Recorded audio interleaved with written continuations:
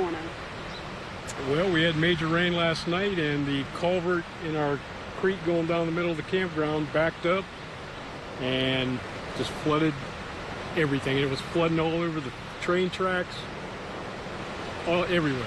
It was just water, like a stream of water coming off the mountain. What was going through your head when you woke up to that? Well, I heard that crumbling, my house crumbling, and I looked out and there was no ramp, and I grabbed my dogs and went to the office.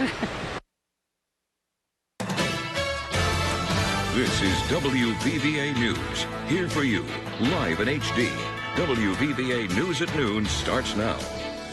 Good afternoon, everyone. Thank you so much for joining us. I am Joshua Bolden, and that is where we begin, happening now at noon. We are learning more this afternoon about various communities in Fayette and Greenbrier counties hit by flash flooding. Fayette County Commissioner Allison Taylor telling WVVA's Annie Moore that the community of Smithers, West Virginia appears to be one of the hardest hit. And we find our Annie Moore in Fayette County right now with more. Annie? That's right. First responders just had an emergency briefing, and they're getting ready to start the process of going door to door. One of the big things they're concerned about is sewage that they say is flooding into the community. So they're going to do welfare checks to see if there's anybody with oxygen issues. It's also important to point out that they have a shelter in place set up at the Alumni Center in Montgomery. The big concern right now, the potential for another storm at 2. We're going to be with you following that closely, bringing you the very latest. Josh? Annie Moore, thank you so much. You're really putting this all into perspective, as well as the residents that we are hearing from, not only dealing with this, but they'll be dealing with this for some time. They're in dire need of help and assistance in the coming days. Annie will, of course, have more tonight at 5 and 6, but I do want to turn back to that family you heard from there and take a listen to what they had to say. This is life on the river down here a lot of ways, but usually it comes from the river. It doesn't come from the mountain. That's the difference this time. It's just washed everything out. You know, usually it's just a major cleanup and we just handle it. Now it's a lot of damage and cleanup, so. That, putting it all into perspective, hearing from the people on the ground, the residents and our reporters, they're on the ground. And with that, let's turn to meteorologist Colin Rogers, who's been tracking this essentially since you came in this morning. We were getting those alerts in about heavy rains, and we see what the heavy rains can do. When you all say, heed these warnings, turn around, don't drown, get to a safe place. That's extremely important. You're keeping us weather aware. What can we expect throughout the day? Is there any relief in sight? Hey, Joshua, unfortunately, we're going to be dealing with some more scattered showers and some thunderstorms throughout the rest of the day today, which means we'll hold on to the chance for flooding throughout the rest of the day today. But we do still have some flood warnings in effect from the rains earlier this morning. Right now, in effect in western Greenbrier County, a flood warning until 4:30 this afternoon. There's been several roads in western Greenbrier reported closed due to high water. And then also a flood warning in northwestern Fayette County. That's in effect until 2:30 p.m. for the flooding that there's going on in that part of the region. We obviously saw there many roads still flooded due to the high waters, and also a lot of mudslides reported in northwestern Fayette County. It's all because of several inches of rain that fell in a short amount of time. Here's some pictures from Smithers, West Virginia, sent in by Steve Winters. You can just see a tremendous amount of flooding, all that rain coming into one area. That's what we're dealing with in Smithers. And here's another picture out of there. You can see some cars underwater from all that rain that washed into the area. But right now, most of us have dried up for the meantime. Some cloudy skies on our Southwest Virginia Community College live weather camera. Temperatures sitting in the 60s and 70s. Bluefields at 69, Beckley at 71, Pineville right now at 73. We are still dealing with some scattered showers and thunderstorms at the moment. You can see a few showers and storms moving through Buchanan, McDowell, and Tazewell counties.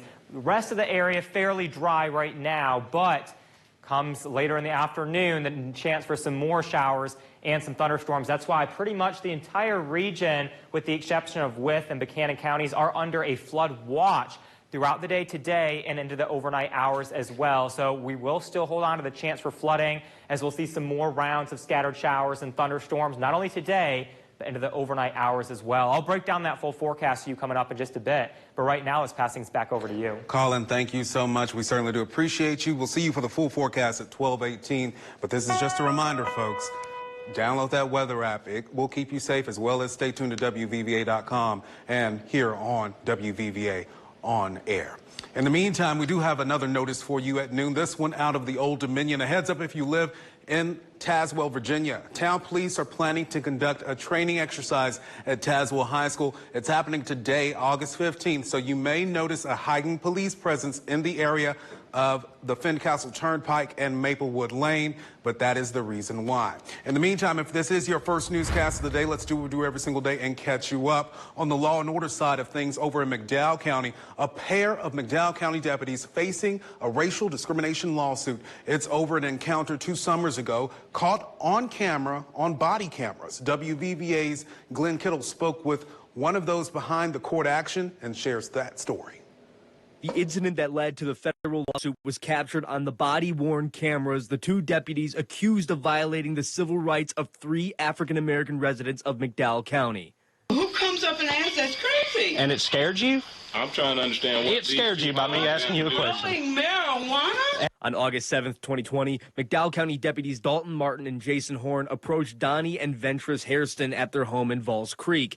In the body cam footage, you can hear Mrs. Hairston say the officers asked her upon their arrival if she and her husband were growing marijuana. Okay. And for the police officers in this area to come up and say, are you growing marijuana? That is preposterous to me.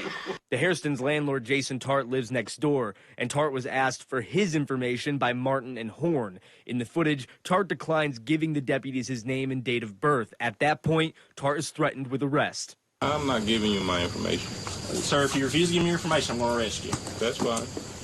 My property has nothing to do with any marijuana whatsoever. Mr. Hairston pulled out his cell phone to record what was unfolding between his landlord and the deputies. One deputy pushes Hairston into his home, and Tart was arrested shortly after. Tart says the incident is a glaring example of the rift between law enforcement and the people of color living in McDowell County. There's definitely a disconnect, I think, between law enforcement and the community.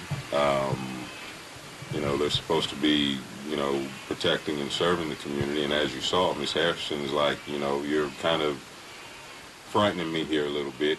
Later in the body cam footage, you can see the officers leave Tart's property and go to a nearby area where they found marijuana plants. Later, Tart was taken into custody and transported to the McDowell County Sheriff's Office. He was charged with obstruction, a charge that was later dismissed in magistrate court. Now Tart and the Hairstons are taking the deputies to federal court with allegations their civil rights were violated. Here for you in McDowell County, West Virginia. Glenn Kittle, WVVA News. Glenn, thank you so much. And McDowell County Sheriff James Muncie did tell our Glenn Kittle that he is unable to comment at this time. His agency is unable to comment at this time. Glenn is staying on top of this story, and we'll continue to bring you the very latest as he learns it. In the meantime, let's head back to the Old Dominion, shall we? Because a historic home in Tazewell, Virginia is set to earn a special distinction. Harper's Home is going to be the town's first foster home. The building went up in 1930. Farm Bureau General Manager R.R. Wall commissioned that home. It was sold at auction last month. The nonprofit Care Center of Southwest Virginia was the successful bidder on that property, and they are planning to transform the home into a safe space for our foster children. Harper's Home is going to be a temporary foster care home for children to be able to come and stay when they're removed from their home at no fault of their own. It's going to be a place where they can land and they can just get comfort and nurturing support that they need when they're going through such a trying time in their life. Governor Glenn Youngkin called for a task force last April to fight the lack of foster parents for our foster children. Let's go around our globe, shall we? Recent military attacks between Russia and Ukraine have caused damage to one of the largest nuclear power plants in Europe. And following all that is NBC News' Morgan Chesky from the Ukraine. Morgan? Yeah, here in Ukraine, we've seen the front lines remain relatively static over the last several weeks, but recent shelling, particularly in the area near the Zaporizhzhia nuclear power plant, have raised worldwide concern. There have been new reports of shelling that took place outside near that plant over the weekend that now has the UN and dozens of other countries calling on Russia to withdraw their military from the plant to establish a DMZ, a demilitarized zone, around what is the largest nuclear power plant, not just in Ukraine, but in all of Europe.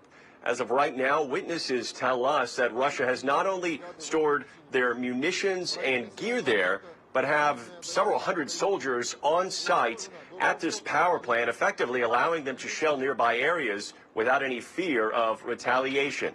President Zelensky warning Russian troops, saying, if you are found to be one of those at or near the plant, you will be a special target for our military. In the meantime, in the port city of Odessa, 2 people are dead, another injured, after they went swimming in the Black Sea and came into contact with some sort of explosive device that set off a blast that proved to be fatal. There are still details being gathered. A team is on site trying to learn more, but this reinforces the fact that that area is still likely mined, despite the fact that ships carrying grain have been able to go out, more than a dozen so far, carrying vital supplies for several countries in desperate need of food. And meanwhile, here in Kyiv, the curfew still in effect. No recent strikes over the weekend. Residents here hoping it stays that way. Morgan Chesky, NBC News, Kyiv, Ukraine. Morgan, thank you so much. Stay safe over there. In the meantime, let's look back on this side of the pond and head over to D.C. and see what's happening in Washington. Hey, Susan. 1 week after the FBI searched the Florida home of former President Donald Trump, the latest on the investigation into his mishandling of classified documents. I'm Susan McGinnis in Washington. That's coming up.